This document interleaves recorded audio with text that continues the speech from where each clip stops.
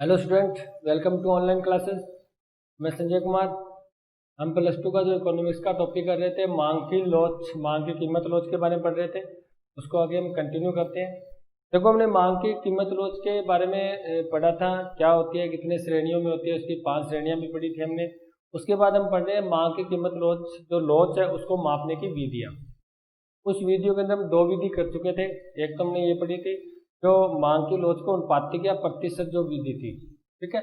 एक हमने इसके अंदर ये पढ़ा था, जो ज्यामितीय विधि से हम बिंदु रेखा विधि भी कहते हैं। उसके बाद हमारा जो नेक्स्ट आता है, जो 3 नंबर की विधि आती है, वो आती है हमारी कुल व्यय विधि। इसके बारे में थोड़ा बहुत मैंने आपको बताया था, आज इसको हम कंप्लीट करते हैं। देखो, इसको जब भी आप इस वीडियो को, इस क्लास को देखते हो, तो जब भी ये विधि कर रहे हो, उस समय आपके पास एक कॉपी होनी चाहिए, रफ कॉपी होनी चाहिए, एक आपके पास पेन होना चाहिए, यानी उसके बाद पेंसिल, यानी पूरी स्टेशनरी का आपके पास सामान होना चाहिए। क्योंकि जब भी आप इकोनॉमिक्स पढ़ते हो ना, तो इकोनॉमिक्स ऐसे नहीं होती सीधी आपने बुक उठाई और पढ़ना शुरू किया। एक रफ कॉपी होनी चाहिए, साथ साथ में आप उसको नोट करो, या उसके संबंधित जो भी आपके दिमाग में बात आए उसके अंदर लिखो, वो उसके साथ जोड़ो। आप जैसे भी कोई सवाल वगैरह आता है या जो भी आते हैं, तो उसको आपको एक एक चीज़ को देखना पड़ेगा, एक एक पॉइंट को देख कर चलना पड़ेगा, तब जाके आपको प्रत्येक चीज़ समझ आ जाएगी। और जब ये टोटल क्लासें आप देख लोगे, पूरा सिलेबस हम करेंगे, तो मैं गारंटी देता हूँ, आप देख लेना, जब भी कोई एग्जाम में आपको क्वेश्चन आता है, या जैसे आगे आप नेक्स्ट, यानी कहने का मतलब प्लस टू के बाद आप पढ़ाने भी लग सकते हो। इकोनॉमिक्स एक ऐसी चीज़ है, इसको आप एक बार समझ गए ना, तो कभी नहीं भूलोगे आप इसको, ठीक है। क्योंकि ये कोई राजा महाराजा की बात नहीं है, ये तो एक फैक्ट है, एक ये तो सिद्धांत पर चलती है। और सभी सिद्धांत होते हैं वो सेम होते हैं, एक बार समझ गए तो उसके बाद आप कहीं भी कैसे भी इसको अप्लाई कर सकते हो आप, ठीक है। तो हम बात करते हैं कुल व्यय विधि की। देखो, इसके अंदर क्या देखते हैं, इसके अंदर हम कीमत में जो परिवर्तन होता है, उससे कुल व्यय में जो परिवर्तन होते हैं, कुल व्यय में परिवर्तन, इसके आधार पर हम क्या करते हैं, मांग की लोच ज्ञात करते हैं कि कीमत में परिवर्तन से कुल व्यय में क्या परिवर्तन हुआ। कीमत में परिवर्तन से कुल व्यय में परिवर्तन, जो परिवर्तन होता है, कीमत में परिवर्तन से कुल व्यय में जो परिवर्तन होता है, ये किस प्रकार का होता है, इस चीज के अंदर हम पढ़ेंगे। कैसा होता है भी, कई बार कीमत बढ़ने पर कुल व्यय बढ़ भी सकता है, यही चीज में कीमत बढ़ने पर कुल व्यय घट भी सकता है। तो ये बढ़ना घटना, कई बार अपरिवर्तन भी रह सकता है। इन तीनों स्थितियों के अंदर भी जो मांग की लोच होती है वो क्या होगी, हमें तो मांग की लोच को पढ़ना है, मांग की लोच को ज्ञात करना है हमें। तो इसके अंदर बता देता हूँ, इसके अंदर प्रोफेसर जो मार्शल थे, ये मार्शल से संबंधित विधि है, एक बात ये ध्यान रख लेना। देखो, मार्शल ने ये कहा था, इसके द्वारा हम 3 प्रकार की लोच ज्ञात कर सकते हैं। एक तो हम क्या कर सकते हैं, जो आपकी इकाई से अधिक लोच। इकाई से अधिक लोच का क्या अर्थ है, बस जो हम पढ़ते, देखो ये श्रेणियां हम पढ़ चुके हैं पहले ही, चीज वही है, इकाई से अधिक लोच, ठीक है। एक हम क्या कर सकते हैं, इकाई के बराबर लोच, जिसे हम एक एक लोच भी बोलते हैं, इकाई के बराबर लोच। एक इसके अंदर आप याद करोगे, इकाई से कम लोच, इकाई से कम लोच, यानी इकाई बड़ी होगी, लोच कम होगी। यहाँ पर इकाई लोच दोनों बराबर होगी, यहाँ पर लोच परिवर्तन ज्यादा होगा, इकाई कम होगी। इसकी बात हम करते हैं। अब हम इसको स्टार्ट करते हैं कुल व्यय विधि को। ध्यान से देखना है, 3 प्रकार की लोच हम इसमें ज्ञात करेंगे प्रोफेसर मार्शल के अनुसार। प्रोफेसर मार्शल ने ये विधि दी, कुल व्यय विधि। पहले हम स्टार्ट करते हैं, फिर इसको मैं एक डायग्राम और आपको टेबल के द्वारा भी इसको समझाऊंगा भी, इसका डायग्राम कैसे तैयार होता है, टेबल कैसे तैयार होती है। कुल व्यय, देखो ये कुल व्यय विधि होती है ना, इसके अंदर हम एक छोटी सी बात ले लेते हैं पहले। जब वस्तु की कीमत में वृद्धि होने पर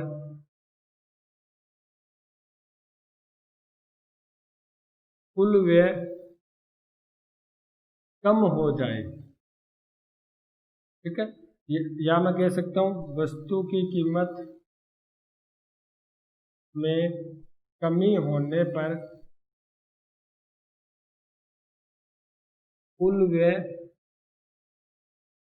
बढ़ जाए, पहली स्थिति तो ये है, विपरीत संबंध है, उल्टा संबंध है। जब कीमत बढ़ेगी तो कुल व्यय कम हो जाएगा, और जब कीमत कम होगी तो कुल व्यय बढ़ जाएगा। ठीक है, ऐसी स्थिति में ये क्या होती है, मांग की लोच ज्यादा होती है। मांग की लोच क्या होती है, ज्यादा होती है। अगर विपरीत संबंध हो दोनों में तो मांग की लोच ज्यादा होगी। कैसी होगी उसको पूरा करते हैं हम। आपके इससे संबंधित आपके बुक में एक एग्जाम्पल दे रखा है, उसको ही कराता हूँ मैं, बुक वाला है। इसने ये कहा है कि भुजिया की कीमत पहले 80 रुपये थी। कोई भुजिया है बीकानेरी, उसकी कीमत थी वो 80 रुपये थी।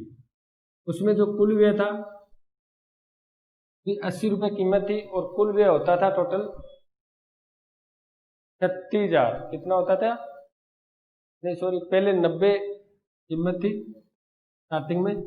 90 कीमत के ऊपर जो इसकी मांग थी वो 400 के बराबर थी, यानी कुल व्यय कितना हुआ देखो, ये 90 थी, 400 इकाई वो खरीदता था, या 400 किलोग्राम खरीदता था। 1 किलो का 90 रुपये थी, तो कितना खरीदा, 400 किलो खरीदा, तो कुल कितना व्यय हुआ, 9 चौका 36, यानी 36,000 क्या हुआ, कुल व्यय हुआ। जैसे इसकी कीमत घटकर 80 रुपये हो गई, और उसने क्या कर दी, मांग बढ़ा दी, यानी उसने की 550। अब उसका कुल व्यय कितना हुआ देखो, 550 को 80 से गुणा करेंगे,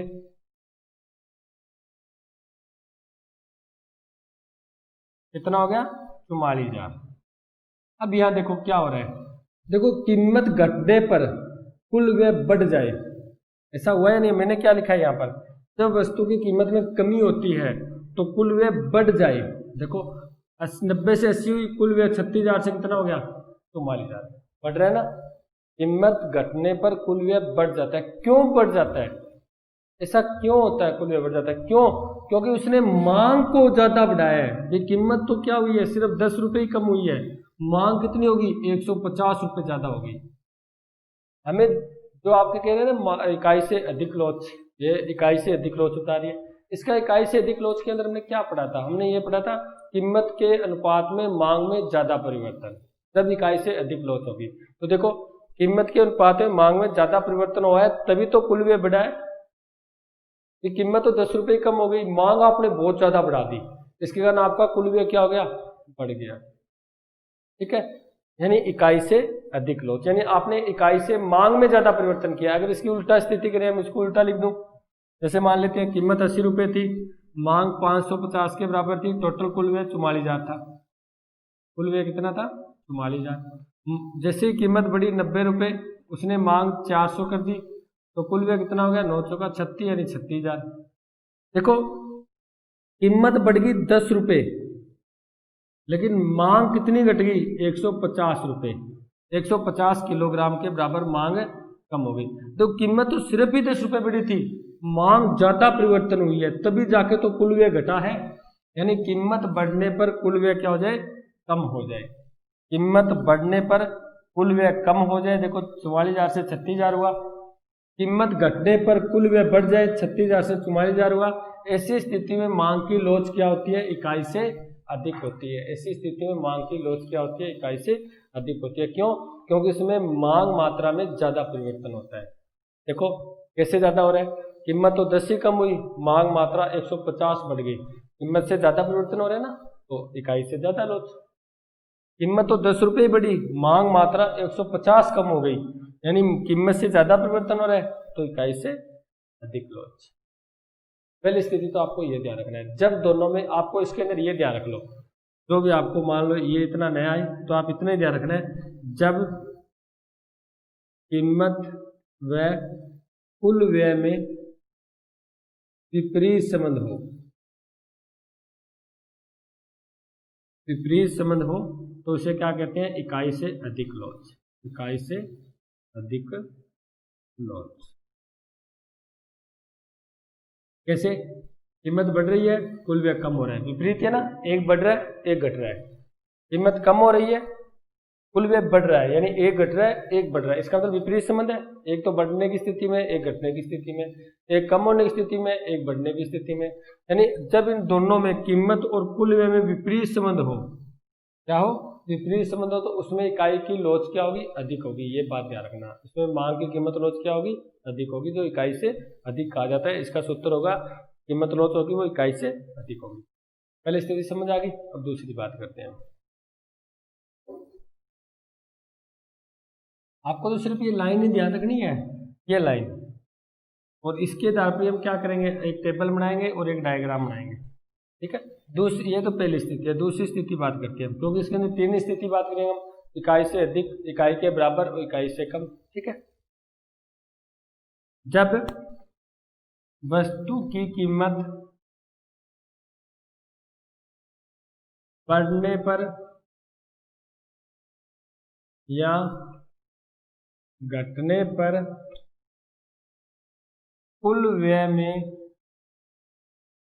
कोई परिवर्तन न हो, कोई परिवर्तन न हो, या कुल व्यय अपरिवर्तन रहे, कुल व्यय अपरिवर्तन रहे, इसे कहते हैं इकाई के बराबर लोच। ये बात याद रखना भाई, चाहे कीमत बढ़ रही है चाहे कीमत घट रही है, कुल व्यय उतना ही है, न तो कुल व्यय बढ़ेगा न कुल व्यय घटेगा, यानी अपरिवर्तन रहेगा। क्या रहेगा, अपरिवर्तन। तब इकाई के क्या होगी, बराबर लोच होगी। जब दोनों में विपरीत संबंध होगा तो इकाई से अधिक लोच होगी। जब कीमत का कुल व्यय पर कोई प्रभाव नहीं पड़ेगा, यानी कीमत बढ़े या घटे, दोनों स्थितियों में कुल व्यय क्या रहे, अपरिवर्तन रहे। इसका मतलब कुल व्यय में कोई परिवर्तन न हो, तो ऐसी स्थिति में जो इकाई लोच होगी, वो जो मांग की लोच होगी, वो क्या होगी, इकाई के बराबर होगी। ठीक है, जैसे आपके बुक्स के अंदर उदाहरण दे रखा है वही करते हैं हम। इकाई लोच के वजह से दे रखा है, मान लेते हैं एक पानी की बोतल है, उसकी कीमत 10 रुपये है। पानी की बोतल की कीमत कितनी है, 10 रुपये। उसकी मांग थी वो 400 के बराबर थी। कितनी थी, 400 के। तो कुल व्यय कितना हो रहा था, इसको 410 से गुणा किया, कितना हो रहा था, 4000 रुपये। कुल व्यय कितना हो रहा था, 4000 रुपये। उसके बाद उसने कहा है, मान लेते हैं उसकी कीमत घटकर 8 रुपये हो गई। कितनी हो गई, 8 रुपये। और उसकी मांग कितनी बढ़ गई, 500। तो 8 5 40, कितना हो रहा है, 4000 रुपये। यानी देखो, कीमत घटने पर कुल व्यय उतना ही पड़ा ना, 4000, कोई परिवर्तन हुआ। जब 10 रुपये कीमत थी तभी 4000 रुपये कुल व्यय होता था, कीमत घट गई तो भी 4000 रुपये कुल व्यय, यानी कुल व्यय अपरिवर्तन है, यानी कुल व्यय में कोई परिवर्तन नहीं हो रहा। अगर हम उल्टा ले, कीमत जब 8 रुपये थी, मांग 500 के बराबर थी, 4000 रुपये कुल व्यय था, कीमत बढ़ गई, मांग 400 हो गई, कुल व्यय कितना है, 4000 है। इसका मतलब चाहे कीमत घटे चाहे कीमत बढ़े, दोनों स्थितियों में कुल व्यय क्या रहे, अपरिवर्तन रहे, यानी कुल व्यय में कोई परिवर्तन न हो। ऐसी स्थिति में जो मांग की जो कीमत लोच होगी वो क्या होगी, इकाई के बराबर होगी। ठीक है, तो इसके अंदर आप ये इसी तरह लाइन ले सकते हो, जब कीमत बढ़ने और घटने का मांग पर कोई प्रभाव न, यानी कुल व्यय पर कोई प्रभाव न पड़े। ठीक है, कीमत बढ़ने, कीमत बढ़ने व घटने का कुल व्यय पर कोई प्रभाव न पड़े, कोई प्रभाव न पड़े, तो वो हमेशा क्या होती है, इकाई के बराबर लोच होती है, इकाई के बराबर लोच होती है। बात समझिए। इसके अंदर आप ये लाइन ध्यान रख लेना कि कुल व्यय में कोई परिवर्तन नहीं होता, कुल व्यय बिल्कुल वैसा ही रहता है, स्थिर रहता है, जैसे पहले था, कीमत घटने से पहले था या कीमत बढ़ने से पहले था, उतना ही कुल व्यय रहता है, जो अपने यहाँ पर एक एग्जाम्पल के द्वारा कर चुके हैं, जो आपके बुक में दे रखा है। कीमत घटी, कुल व्यय 4000 ही पड़ा है, कीमत बढ़ी, कुल व्यय 4000 पड़ा, यानी पहले भी 4000 था, अब भी 4000 है। घटने पर पहले भी 4000 था, बढ़ने पर भी 4000 है। इसका मतलब कुल व्यय में कोई परिवर्तन न हो, या कुल व्यय पर कोई प्रभाव न पड़े, या कुल व्यय अपरिवर्तन रहे। ठीक है, वो होती है इकाई के बराबर लोच। हमारी दो स्थिति होगी, यदि कीमत और कुल व्यय विपरीत संबंध हो तब तो होती है इकाई से अधिक लोच। जब कीमत का कुल व्यय पर कोई प्रभाव ना पड़े, वो होती है इकाई के बराबर लोच। अब बात करते हैं इकाई से कम लोच कैसे होती है। मैं इसके तीनों इकट्ठा ही लिखाऊंगा, भी इसको 3 नंबर का ऊपर लगा देता हूँ।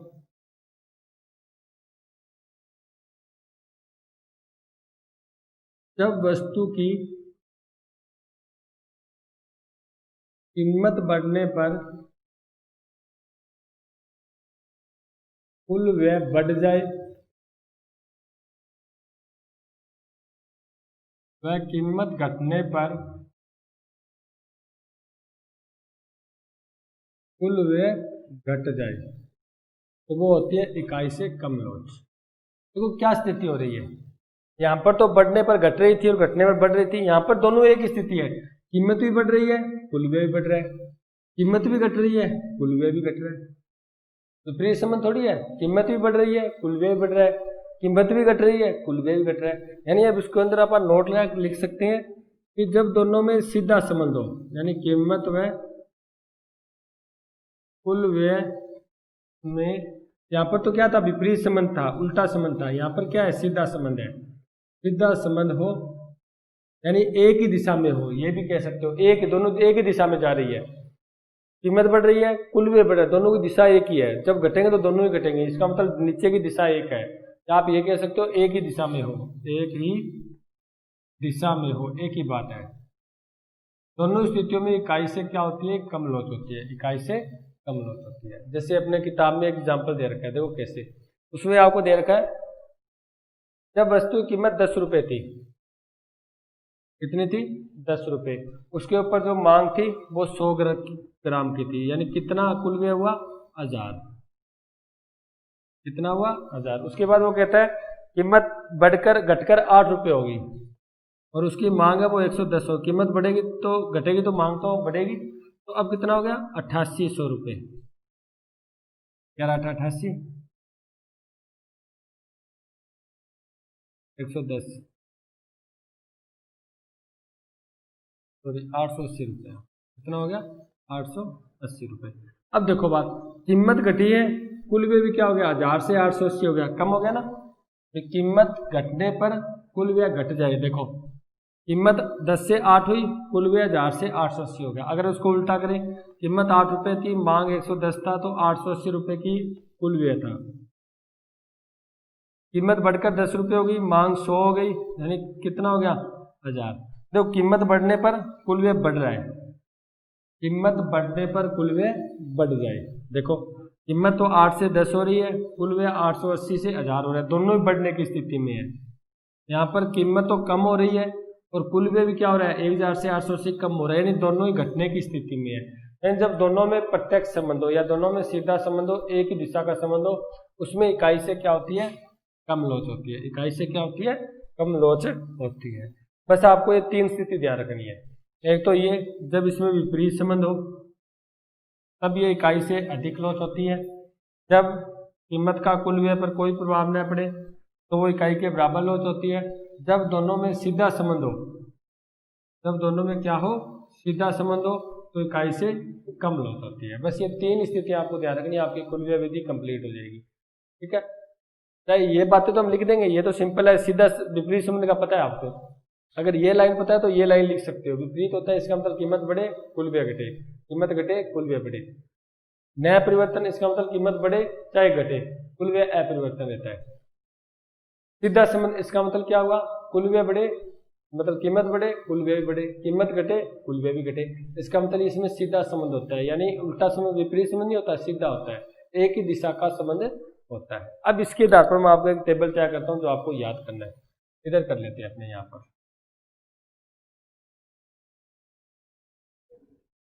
ये 3 स्थितियां तो आपको याद रखनी है, पहली, दूसरी और तीसरी, क्योंकि मार्शल ने 3 ही तो स्थिति तय है कुल व्यय से। आप इकाई से अधिक लोच ज्ञात कर सकते हो, इकाई के बराबर लोच ज्ञात कर सकते हो, इकाई से कम लोच ज्ञात कर सकते हो। ये तीनों स्थितियां हम ज्ञात कर चुके हैं, इकाई से अधिक लोच, इकाई के बराबर लोच और इकाई से कम लोच।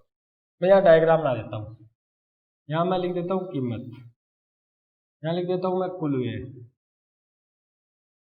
ध्यान से देखना, दिखाई दे रहा है ना बोर्ड, ठीक है। और यहाँ लिख देता हूँ मैं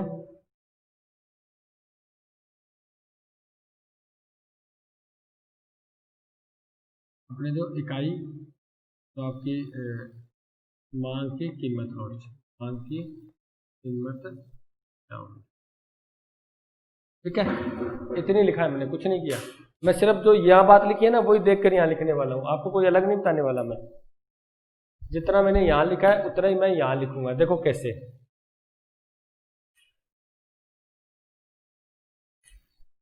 आपकी पहली स्थिति आपको क्या बता रही है, पहली स्थिति ये होता है जब वस्तु की कीमत वृद्धि हो जाए, यानी बढ़ जाए, कीमत बढ़ जाए, तो कुल व्यय क्या हो रहा है, कीमत बढ़ने पर कुल व्यय क्या हो रहा है, कम, यानी कुल व्यय क्या हो जाए, कम हो जाए। अपनी लैंग्वेज में लिख रहा हूँ, बिल्कुल सिंपल, जो आपको समझ आ जाए। दूसरी स्थिति इसी के अंदर, जब जब कीमत कम हो जाए, यानी कीमत कम, यानी हो जाए लिख देना, हो जाए, तो क्या होगा, कुल व्यय बढ़ जाए, कुल व्यय बढ़ जाए।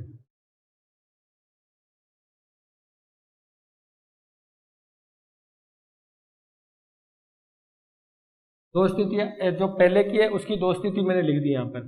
बढ़ जाए तो कुल व्यय कम हो जाए, यानी ऊपर कुल व्यय, कीमत कम हो जाए तो कुल व्यय बढ़ जाए। इन दोनों स्थितियों में मांग की लोच क्या होती है, अधिक होती है। पहला स्टेप आपका पूरा हो गया। दोनों स्थितियों में मांग की लोच क्या होती है, अधिक होती है, क्योंकि दोनों स्थितियों में विपरीत संबंध है, बढ़ रहा है घट रहा है, कम हो रहा है बढ़ रहा है। दोनों स्थितियों में क्या है, कीमत और कुल व्यय में विपरीत संबंध है, इसी कारण यहाँ पर दोनों में क्या है, मांग से अधिक लोच होती है। अब मैं दूसरी स्थिति की बात करता हूँ। दूसरी स्थिति इसकी, जब वस्तु कीमत बढ़ जाए, कीमत बढ़ जाए या घट जाए, यानी कम हो जाए या घट जाए, एक ही बात, घट जाए लिख दो, एक ही बात है, या घट जाए लिख देते हैं, तो घट घट कर रहे हैं ना, घट और कम एक ही बात है, कीमत घट जाए। इन दोनों स्थितियों में जो आपका कुल व्यय वो अपरिवर्तन है, यानी परिवर्तन न हो, तो मैं यहाँ लिख देता हूँ बढ़ जाए तो भी अपरिवर्तन, मैं लिख देता हूँ घट जाए तो भी अपरिवर्तन, यानी बढ़ जाने पर भी कुल व्यय अपरिवर्तन रहता है और कीमत के घट जाने पर भी कुल व्यय क्या रहता है, अपरिवर्तन रहता है। जब इन दोनों में अपरिवर्तन रहता है तो मांग की लोच क्या होगी, इकाई से बराबर होगी, इकाई के बराबर। ये आपकी दूसरी स्थिति कंप्लीट हो गई। अब बात करते हैं तीसरी स्थिति की। ये रही, जब वस्तु कीमत बढ़ने पर कुल व्यय बढ़ जाए, इसका मतलब जब कीमत बढ़ जाए कुल व्यय भी बढ़ जाए, जब कीमत घट जाए और कुल व्यय भी घट जाए। इसके अंदर बात लिखी है, देख लो, जब कीमत बढ़े कुल व्यय भी बढ़े, जब कीमत घटे कुल व्यय भी घटे। इसका मतलब दोनों में क्या है, प्रत्यक्ष संबंध है, सीधा संबंध है, एक ही दिशा का संबंध है।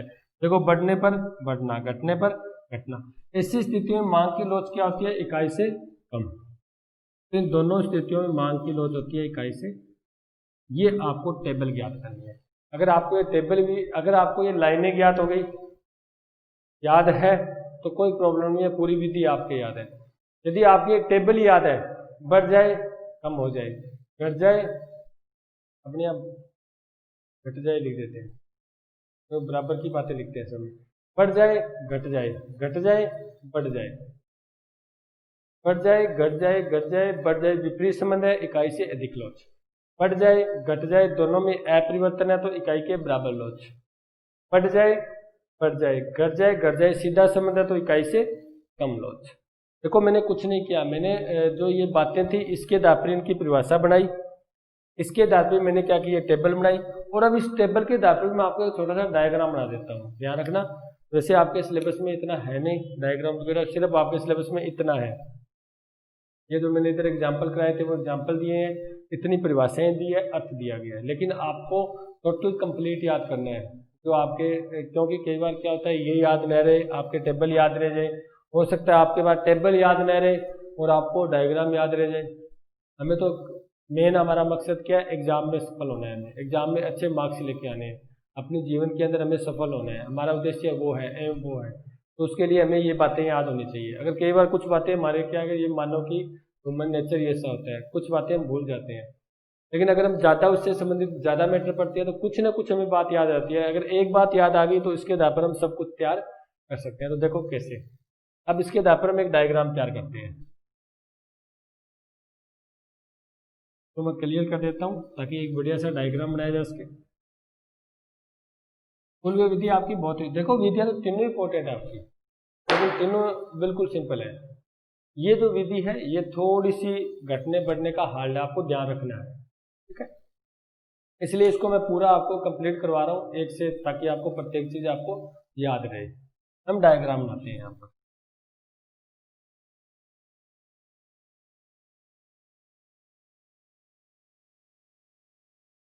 यहाँ पर हम ले लेते हैं कीमत, यहाँ पर ले लेते हैं हम कुल व्यय। ठीक है, यहाँ वस्तु कीमत ली, यहाँ हमने वस्तु का क्या लिया, कुल व्यय लिया। अब मैं बताता हूँ। पहली स्थिति आपको क्या कह रही है, बढ़ जाए घट जाए, घट जाए बढ़ जाए। ठीक है, इसके लिए हमने डायग्राम बनाने के लिए क्यों ना हम यहाँ से शुरू करें, तीसरे ऊपर से शुरू करते हैं इसको। बढ़ जाए बढ़ जाए घट जाए घट जाए। ठीक है, यानी पहली स्थिति आपकी कीमत ये है और आपकी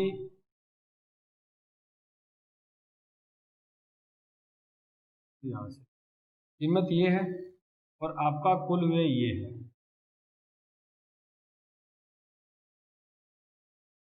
इसके बराबर आपका कुल व्यय, जिसको अपने कुछ नाम देते हैं, जैसे के नाम दे दिया। ठीक है, कुल व्यय है। उसके बाद बढ़ जाए और घट जाए। बढ़ जाए, अगर आपकी जैसे नहीं मिलेगा, सॉरी भी एक बार, कीमत ये है और आपका कुल व्यय ये है। जैसे ही कीमत बढ़ेगी कुल व्यय भी आपका क्या हो जाएगा, बढ़ जाएगा। फिर कीमत बढ़ेगी, कुल व्यय आपका फिर क्या हो जाएगा, बढ़ जाएगा। देखो क्या कह रहे हैं, बढ़ जाए बढ़ जाए। जैसे ही कीमत बढ़ रही है वैसे कुल व्यय भी आपका क्या हो रहा है, बढ़ रहा है। फिर कीमत बढ़ गई, कुल व्यय आपका फिर बढ़ गया। अगर कीमत घट गई तो कुल व्यय कम हो गया, कीमत फिर घट गई, कुल व्यय कम हो गया। इसका मतलब इसमें सीधा संबंध है, कीमत बढ़ रही है तो कुल व्यय बढ़ रहा है और कीमत कम हो रही है तो कुल व्यय भी कम हो रहा है। इसकी स्थिति की बात करें, बढ़ जाए अपरिवर्तन है, घट जाए अपरिवर्तन है। चाहे कीमत बढ़ रही है उसके बाद कुल व्यय उतना ही है, फिर कीमत बढ़ गई कुल व्यय उतना ही है, फिर कीमत बढ़ गई कुल व्यय उतना ही है। यानी यहाँ पर कुल व्यय था सिर्फ उतना ही बढ़ा हुआ है, कुल व्यय में कोई परिवर्तन नहीं हो रहा। यानी P3 पर कुल व्यय K था K3, P4 पर भी K3 है, P5 पर भी K3 है और P6 पर भी क्या है, K3 है। इसका मतलब कुल व्यय में कोई परिवर्तन नहीं हो रहा। तीसरी स्थिति आपकी बढ़ जाए और घट जाए। मान लो आपकी कीमत बढ़ गई तो कुल व्यय आपका क्या हो जाएगा, कम हो जाएगा। इधर क्यों रह जाएंगे, फिर कीमत बढ़ गई कुल व्यय फिर कम हो जाएगा, फिर कीमत बढ़ गई कुल व्यय फिर कम हो जाएगा। ठीक है, अब हम इसको डायग्राम में कैसे डालेंगे उसको ध्यान से देखना। इन बिंदुओं को मिला दो। पहले बिंदु तो आपके ये है, दूसरी रेखा है वो ये है जिसमें अपरिवर्तन रहता है, और तीसरे बिंदु आपका ये है। ये आपका डायग्राम तैयार हो गया। इसके अंदर तो अब इसको मैं थोड़ा साफ कर देता हूँ। यहाँ पर ये तो मैंने जो आपको पॉइंट लगाए थे ये तो सिर्फ बिंदु मिलाने के लिए लगाए थे, ताकि जो आपका डायग्राम बने वो बिल्कुल सीधा बने। ये देख लो, ये स्थिति बता रही है अभी जैसे कीमत बढ़ रही है वैसे कुल व्यय बढ़ रहा है। इसका मतलब क्या है, इकाई से कम लोच है, क्योंकि जैसे ही कीमत बढ़ेगी कुल व्यय बढ़ेगा तो इकाई से कम लोच, यानी यहाँ से लेकर यहाँ तक आपकी इकाई से कम लोच है। ये आपका बता रहा है कीमत बढ़े या घटे दोनों स्थितियों में जो आपका कुल व्यय वो इतना ही है, उसमें कोई परिवर्तन नहीं हो रहा। इसका मतलब ये बता रहा है इकाई के बराबर लोच को। और तीसरी स्थिति आपको ये बता रही है कीमत बढ़े और घटे दोनों स्थितियों में इसका विपरीत संबंध होता है। तो देखो कीमत बढ़ रही है तो इस साइड में आ रहा है, इसका मतलब कुल व्यय घट रहा है, यानी ये इकाई से ज़्यादा लोच है। यानी ये तीन स्थिति को आपको यहाँ पर परिभाषित किया जा रहा है। ठीक है, अब मैंने यहाँ से क्यों किया, क्योंकि मैंने यहाँ से इसलिए किया ताकि नीचे से चल पाए। उसको ऊपर से भी ले सकते हैं डायग्राम को, यहाँ से ले लो। देखो कीमत बढ़ जाए घट जाए, जैसे जैसे कीमत यहाँ घटने की ले लो, घट जाए और जो आपका कुल व्यय बढ़ जाए। देखो कीमत घट रही है कम हो रही है, कुल व्यय बढ़ रहा है, कीमत घट रही है कुल व्यय, कीमत कम हो रही है कुल व्यय आपका बढ़ रहा है, फिर कीमत कम होगी कुल व्यय बढ़ गया। इसका मतलब ऊपर से भी ले सकते हैं, लेकिन इसको नीचे से लेना, यहाँ से शुरू करें तो ये बढ़िया रहता है। ठीक है, यहाँ से शुरू करना है तो नीचे वाली बात पहले लेनी पड़ेगी हमें। ठीक है, जैसे जैसे कीमत बढ़ेगी कुल व्यय बढ़ेगा, यानी सीधा संबंध है। इसका मतलब इकाई से कम लोच, कीमत बढ़ेगी कुल व्यय में कोई परिवर्तन नहीं हो रहा, इसका मतलब इकाई के बराबर लोच। कीमत बढ़ेगी कुल व्यय कम हो रहा है, इस साइड में आ रहे हैं तो इकाई से अधिक लोच। यानी ये आपका डायग्राम तैयार हो गया कुल व्यय विधि से। इसको आप यहाँ पर भी परिभाषित कर रहे थे हम, पहली स्थिति दूसरी स्थिति, यहाँ पर भी परिभाषित कर रहे हैं पहली दूसरी और तीन स्थिति को हमने एक थ्योरी के द्वारा भी परिभाषित की थी। इसके अंदर तीन स्थितियाँ बता चुका हूँ आपको मैं। सबसे पहले उसका अर्थ पढ़ा था हमने, दूसरी बार उस अर्थ के द्वारा हमने टेबल तैयार की थी और टेबल के द्वारा हमने क्या किया, डायग्राम तैयार किया। अगर आप इसको एक दो बार कोशिश करोगे रफ कॉपी में अपनी पेंसिल के द्वारा, फुटे के द्वारा, तो मेरे हिसाब से तो ऐसा है नहीं, समझ नहीं आएगा। बढ़िया तरीके से देखिए, क्योंकि इसको देख रही तो डायग्राम बना रहे हैं हम।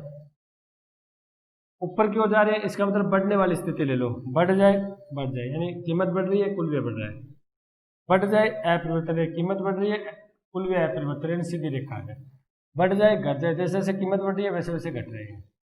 ठीक है, यानी बिल्कुल बढ़ने वाली स्थिति ले लो, क्योंकि हम नीचे से ऊपर की ओर जाएंगे तो बढ़ने वाली स्थिति लेंगे, और बढ़ने वाली स्थिति रहोगे तो आपको ये डायग्राम आपके लिए बढ़िया तैयार हो जाएगा। जैसे आपके पास टेबल है उसके आधार पर आप क्या कर सकते हो, डायग्राम तैयार कर सकते हो। देखो भी आपकी ये तीनों विधियां कंप्लीट हो चुकी है। जो आपकी मांग की लोच को मापने की विधियां थी, और मैंने पूरी डिटेल से करवा दी आपको। पहले हमने पढ़ी थी अनुपातिक या प्रतिशत विधि, दूसरी हमने पढ़ी थी ज्यामितीय बिंदु विधि, और तीसरी हम जो पढ़ी थी वो कुल व्यय विधि, जो प्रोफेसर मार्शल की थी, ये कंप्लीट हो चुकी है। उसके बाद हम नेक्स्ट पढ़ते हैं, हमारा जो टॉपिक आता है।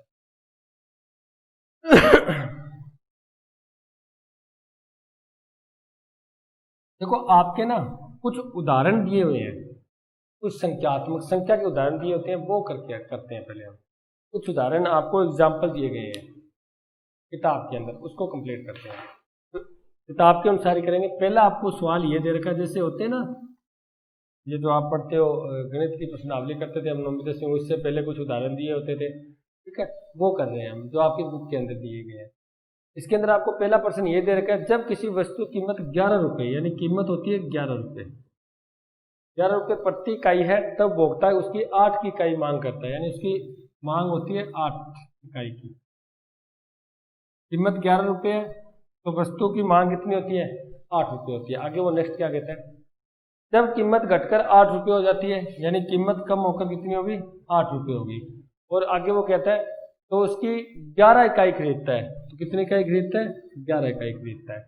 आगे वो ये कहता है तो कुल खर्च विधि से मांग की लोच ज्ञात कीजिए। कुल खर्च विधि से, कुल खर्च माने क्या होता है, अरे व्यय तो होता है, कुल व्यय विधि एक ही बात है, कुल खर्च कह दें कुल व्यय कह दें, एक ही बेटर है, कोई दिक्कत नहीं है। तो कुल खर्च विधि से आपको मांग की लोच ज्ञात करनी है, मांग की लोच। देखो सबसे पहले तो आपके पास कीमत और मांग दी हुई है, कुल खर्च तो दिया ही नहीं गया है, कुल खर्च नहीं दिया गया ना, तो सबसे आपको निकालनी कैसे है, कुल अगर आपको निकालता हो ना अनुपातिक विधि से, फिर तो अनुपातिक विधि वाला हम सूत्र लगा देते। यहाँ पर आपको क्या निकाल रहे हैं, कुल व्यय विधि से निकाल रहे हैं, तो पहले हमें कुल व्यय ज्ञात करना पड़ेगा। तो आपको पता है, जैसे मैंने एक बार उदाहरण दिया था, ऐसे कीमत 5 रुपये एक पेन की है, मैं 10 पेन खरीदता हूँ तो 5 को 10 से गुणा करके कुल खर्च निकाल लेते हैं ना। इसी प्रकार कीमत को मात्रा से क्या करना है, गुणा करना है। तो आप निकाल लो, पहले जो कुल खर्च था वो कितना था, 11 कीमत थी, 8 वस्तु खरीद रहे थे, यानी 88 रुपये का खर्च होता था। कितना होता था, 88 रुपये खर्च होता था। कुल व्यय कितना होता था, 88 होता था। उसके बाद ये आप लिख दो, कीमत कम होने पर कुल खर्च कितना हो रहा है, यानी कीमत कमी तो हो रही है, 11 से 8 है, तो देख लो 8 गुणा 11 कितना होता है, 88 रुपये। अब मेरे को ये बताओ भी, पहले भी कुल व्यय कितना था, 88 रुपये, कीमत कम होने पर भी कुल व्यय कितना है, 88 रुपये। यहाँ पर देखो इसका मतलब कुल व्यय अपरिवर्तन है ना, कुल व्यय पर कोई प्रभाव नहीं पड़ा, पहले भी 88 था अब भी 88 है। अब यहाँ पर देखो टेबल में भी, चाहे कीमत बढ़ गई चाहे कीमत घट गई, यानी कीमत घटने पर भी कुल व्यय क्या रहे, अपरिवर्तन है, तो मांग की लोच क्या होती है, इकाई के बराबर। आपका आंसर हो गया। बस यही तो मांग लोच होती है आपकी। यहाँ आप लिख सकते हो नीचे, जब कीमत बढ़ने पर या कीमत घटने पर, तो घटने वाला है ना तो घटने पर लिख दो, घटने पर कुल व्यय में कोई परिवर्तन ना हो या अपरिवर्तन है, कोई परिवर्तन न हो, तो वो क्या होती है, इकाई के बराबर होती है। बस ये पूछा था आपसे। और आपको देखना क्या है, इसको देखना है, आपको देखना है कीमत कम हो रही है, कुल व्यय अपरिवर्तन है, तो इकाई से कम लोच है। अगर यहाँ पर ये होता कीमत कम होने पर कुल व्यय बढ़ जाता, कीमत कम होने पर कुल व्यय बढ़ जाता तो इकाई से अधिक लोच होती। अगर यहाँ पर आप कुल व्यय में देखते कि कीमत कम होने पर कुल व्यय कम हो जाता तो इकाई से कम लोच होती। यानी आपको टेबल देख कर तो आंसर देने हैं। टेबल कैसी है, टेबल आपने जो, जैसे हमने पहले इसका अर्थ लिखा था उसके आधार पर हमने टेबल तैयार की थी। अब मेरे को कोई नहीं, बिल्कुल समझ नहीं आया, मैंने तो मतलब कोई परेशानी नहीं हुई बिल्कुल ही। मैंने पहले खुद कुल व्यय निकाला, कुल व्यय निकाल के देखा ये तो दोनों बराबर आ रहे हैं, बराबर आ रहे हैं, इसका मतलब कुल व्यय में तो परिवर्तन हो ही नहीं रहा, नहीं हो रहा, इसका मतलब इकाई के बराबर लोच है, आपका आंसर आ गया बस। ठीक है, यानी जब अपरिवर्तन है, कोई परिवर्तन ना हो तो वो क्या होता है, इकाई के बराबर लोच होती है। ठीक है, उसके बाद आपके बुक के अंदर एक प्रश्न और दे रखा है, उसको और कर लेते हैं।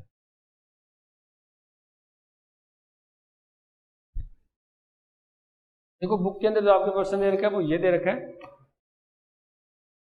नियमन तालिका के आधार पर मांग की कीमत लोच की गणना प्रतिशत विधि से कीजिए। प्रतिशत विधि से आपको इसको करना है। तो इसके अंदर आपको दे रखा है, कीमत दे रखी है आपको 10 और 9, यानी पहले 10 रुपए कीमत थी, फिर 9 हो गई। कुल खर्च आपको दे रखा है,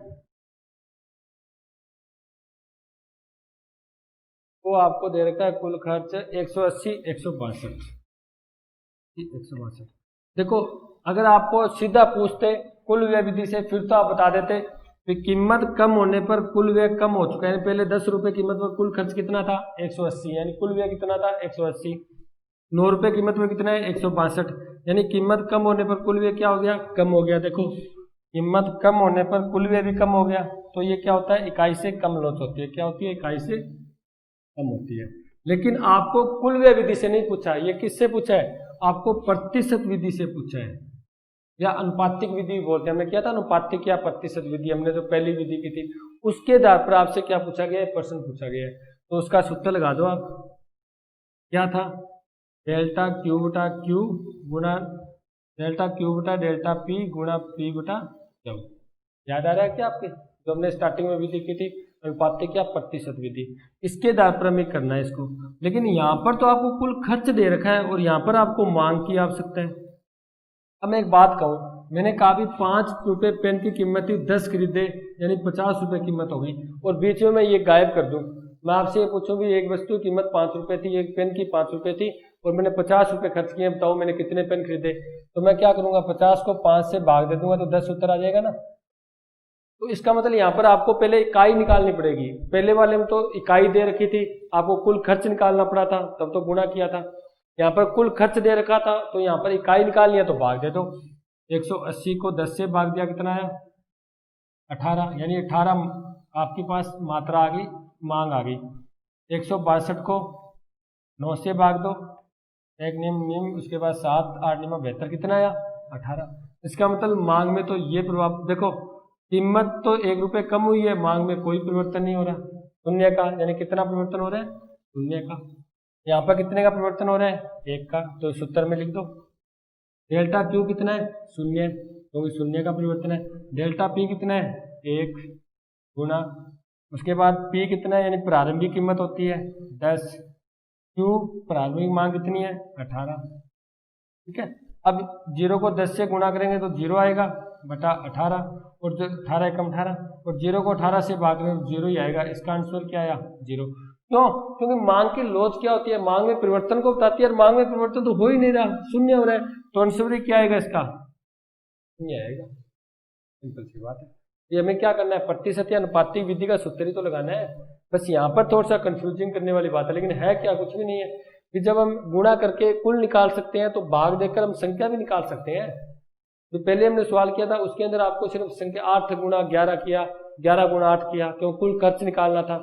यहाँ पर आपको इकाइयाँ निकालनी थी, तो भाग दे दो, बाकी भाई इकाइयाँ आ जाएगी, उसके बाद सूत्र में रख दो, और आपको पता है एक शून्य आ गया, इसका मतलब आंसर भी शून्य आएगा। क्योंकि मांग की लोच क्या होती है, मांग में परिवर्तन को बताती है, और मांग में तो परिवर्तन हो ही नहीं रहा, पहले ही 18 थी, अब भी 18 है, इसका मतलब आंसर तो शून्य ही आना है। तो यहाँ पर इसको पूरा हल किया तो आपका आंसर कितना आया, शून्य। इसका मतलब इसके अंदर मांग की लोच क्या है, शून्य है। ठीक है, कोई परिवर्तन नहीं है। ठीक है जी स्टूडेंट, यहाँ पर हमने कंप्लीट किया, आपकी तीनों विधियां भी कंप्लीट की, उससे संबंधित जो आपकी बुक के अंदर कुछ सवाल थे, कुछ एग्जाम्पल थे, उदाहरण थे, उनको भी हमने कंप्लीट किया। अब नेक्स्ट हम मांग की लोच के बारे में, अभी तक आपका एक टॉपिक और पड़ा है, जो भी मांग की लोच होती है वो क्यों भी, ये आपने कहा कभी कम हो रही है जी, कभी ज्यादा हो रही है, देखो कभी बढ़ रही है मांग की लोच, कभी बराबर हो रही है, कभी कम हो रही है, क्यों हो रही है ऐसा, इसका क्या रीजन है, इसको पढ़ेंगे हम नेक्स्ट वीडियो के अंदर। यहाँ तक थैंक यू।